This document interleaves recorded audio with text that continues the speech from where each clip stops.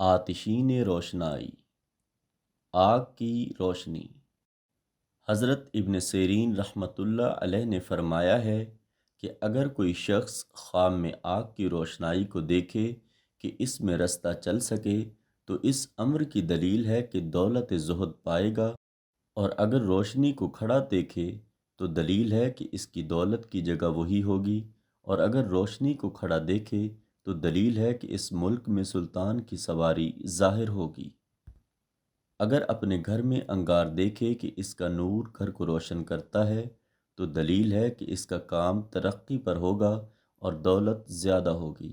اور اگر خواب میں دیکھے کہ اس انگارے کو بجھا دیا ہے تو اس امر کی دلیل ہے کہ اس کے خاندان میں لڑائی اور جھگڑا ہوگا۔